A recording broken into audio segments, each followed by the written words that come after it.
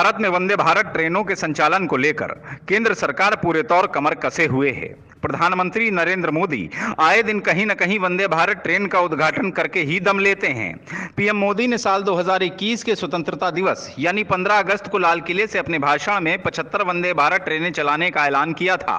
इन सभी ट्रेनों को भारत की आज़ादी के 75 साल पूरे होने के मौके पर यानी 15 अगस्त 2023 तक चलाने की बात की गई थी। अभी पिछले ही सप्ताह उत्सवजीवी सरकार के मुखिया पीएम मोदी ने 2 वंदे भारत ट्रेनों को हरी झंडी दिखाई। हरी झंडी दिखाने के बाद उन्होंने दावा किया कि भारत के मध्यम वर्ग में वंदे भारत ट्रेन इतनी लोकप्रिय हो चुकी है कि कोने कोने से इसकी मांग आ रही है। वह दिन दूर नहीं है जब वंदे भारत ट्रेन देश के कोने कोने को जोड़ेगी, लेकिन साहब और ट्रेनों की ब्रांडिंग भी लोगों को इसकी सवारी करने के लिए तैयार नहीं कर पा रही है। अब इससे पहले कि आपको इस ट्रेन के यात्रियों का औसत बताएं, यह जान लीजिए कि भारत में पहली वंदे भारत ट्रेन फरवरी 2019 में चलाई गई थी और अब तक 25 रूट्स पर कुल 50 वंदे भारत ट्रेनें दौड़ रही हैं। इसी महीने यानी जुलाई 2023 में 4 नई वंदे भारत ट्रेनें शुरू होने की संभावना है।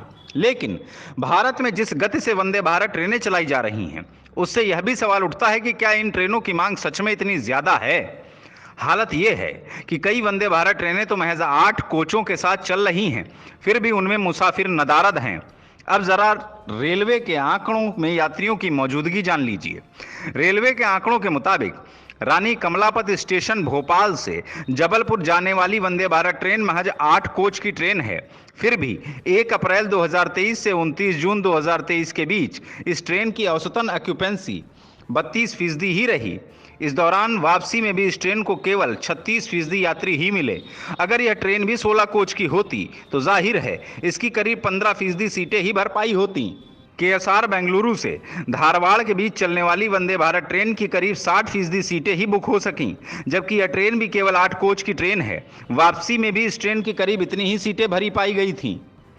इस समय सबसे बुरी हालत इंदौर से भोपाल के बीच चलने वाली 8 कोच की वंदे भारत ट्रेन में देखी गई।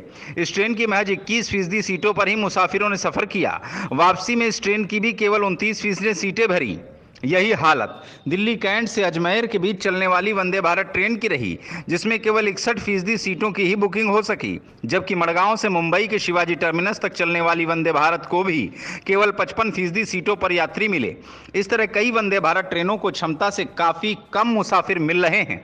इससे पहले कि आपको एक और सच्चाई से रूबरू कराएं, ये जान लीजिए कि इस ट्रेन को यूरोपीय डिजाइन और भारत की सबसे अत्याधुनिक ट्रेन के तौर पर उत्सवजीवी सरकार ने पेश किया है।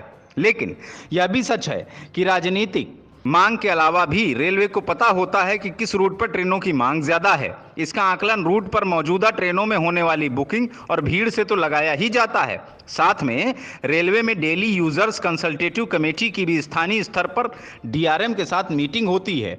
फिर इस पर जोनल रेलवे में चर्चा होती है और फिर मामला मंत्रालय तक आता है। कई बार मांग के मुताबिक रेलवे मौजूदा ट्रेनों में कोच की संख्या भी बढ़ाता है और उसके बाद भी मांग बरकरार होने पर नई ट्रेन चलाई जाती है।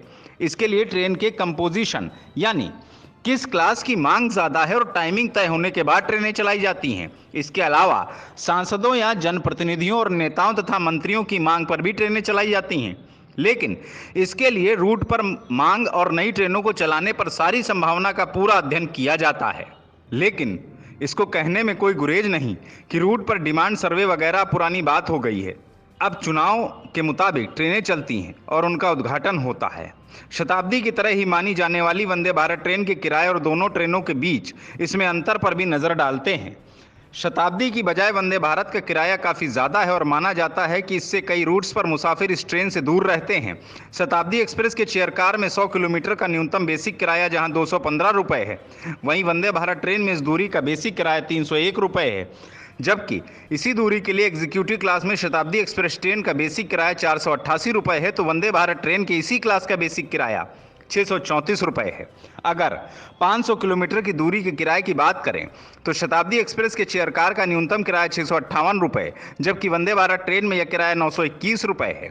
वहीं इस दूरी के लिए शताब्दी एक्सप्रेस के एग्जीक्यूटिव क्लास का किराया 1446 रुपये है, जबकि वंदे भारत ट्रेन के लिए यह किराया 1880 रुपये है। यही नहीं, इस किराए के बाद मुसाफिरों को रिजर्वेशन चार्ज, सुपरफास्ट चार्ज, जरूरत के मुताबिक खान पान का चार्ज और जीएसटी भी चुकाना होता है। ये हालत तब है जब रेलवे का दावा होता है कि वह मुसाफिरों को करीब 45% की रियायत पर रेल यात्रा कराता है।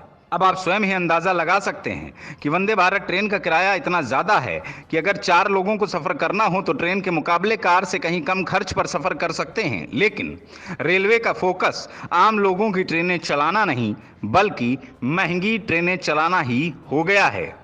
कर्मयोगी न्यूज रिपोर्ट, नई दिल्ली।